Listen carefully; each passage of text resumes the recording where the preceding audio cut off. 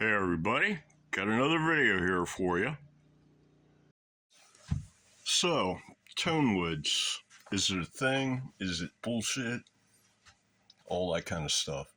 It'd be great if you could do something a little bit more accurate than, oh, well, maple is bright and mahogany is dark, So, here you've got an example of some tone woods. Radiata pine, Douglas fir, mahogany, white cedar, and flame maple. And it turns out that there is a way that you can put some numbers to all of this. So occasionally I'll play around with Copilot because it's a handy way to do a complex search on the internet. And one of the things that I came across in one of these searches is this formula right here. This is the resonant frequency formula for longitudinal vibration. And this basically can tell you the resonant frequency of a piece of wood of a given length. So if you go to search and search for the resonant frequency formula for longitudinal vibration, then go to Copilot, it'll pull up this. And then you can tell Copilot to run the numbers for you for different lengths of wood for different species of wood. And I've already gone and done that for a few example type numbers, and let me show you what you get. So if you take the full length of a Strat body from the bottom of the guitar all the way up to the strap horn, according to the web at least, it's like about 18 inches. And if you run the numbers for a maple versus a mahogany body, you get resonant frequencies of 4325 hertz versus 4378 hertz for mahogany. So very little difference there. And then how much that actually contributes to the signal is not a whole lot. It's 5% of everything, perhaps. And it doesn't actually contribute to the signal. What that does is, this is going to be like the frequency that gets nerfed the least, or the one around there. It'll be a curved slope thing. But that's the frequency that it's going to like the most, be kindest to, shall we say. And yeah, it's surprising. It's not the differences in the numbers overall when I've been running these numbers, because I've run them for all kinds of species and lengths and stuff. The numbers are higher than I thought, usually in the 3,000 to 5,000 hertz range. And they're also an awful lot closer. As in, there's maybe at most 2,000 hertz difference between like the highest and the lowest. So here are the numbers you get for a 18-inch long Strat type body. Ash, you get 4893 hertz. Pine, you get the same. And mahogany, you get 4687 hertz. So yeah, only about 200 hertz difference between an ash body or pine body versus a mahogany body.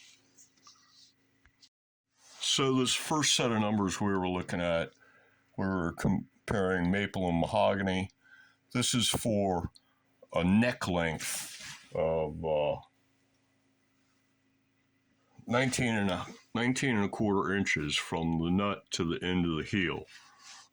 If you run the numbers, including the length of the headstock for a longer neck length of 25 and a half inches or so, then these frequencies would be lower.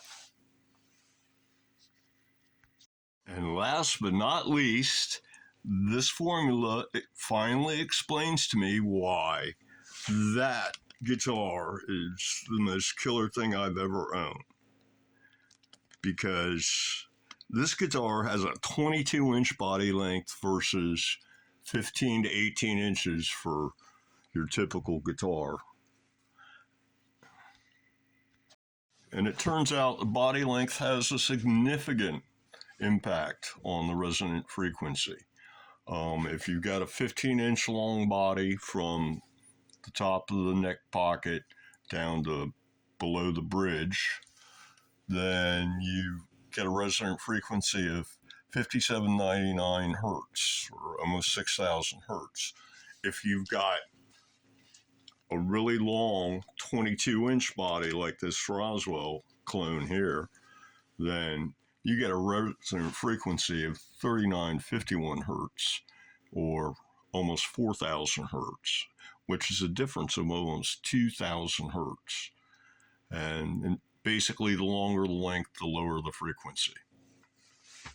So what you can do with all this is you can jump on Copilot and give it species and lengths of wood, and it will tell you what the resonant frequency is for that piece of wood at that length. And then you can compare. This gives you some numbers that you can use to compare apples to apples in order to say, okay, well, if I go with an ash body, what do I get? And if I go with a mahogany body, or if I go with a babinga body, or whatever you want. You can also do more sophisticated queries like what's the one that's going to give me the highest frequency, or what's the one that's going to give me the lowest frequency, you know. Also, another thing you can do is you can tell it to run the numbers for a length of 1, and that will just compare species and take the length of the piece of wood out of the formula so that you can just compare one species versus another, because basically the length of the wood is just going to scale whatever that basic number is. So that's a way that you can actually get some numbers behind your species selection for your builds. And that hopefully will allow you to make a more informed choice. But as I said, these are the numbers, these are the frequencies and the ranges and the magnitudes between the differences of the frequencies. But this doesn't take into account the fact that this still contributes 5% or less to what frequencies get preserved, what gets nerfed, etc. So, yeah, different species will nerf different frequencies. And, so by common knowledge, shall we say, maple is known to be bright and mahogany is known to be dark because maple is better at preserving higher frequencies while mahogany's resonant frequency is lower. So you can take these numbers and run it for different species that you're interested in, and that gives you something to work with in order to do something better than just tapping on the wood to go, oh yeah, that one sounds better. So, hope this helps somebody out, and I'll see you in the next one. Well, I think that's going to do it for this video. So, until the next one, everybody, have a good one.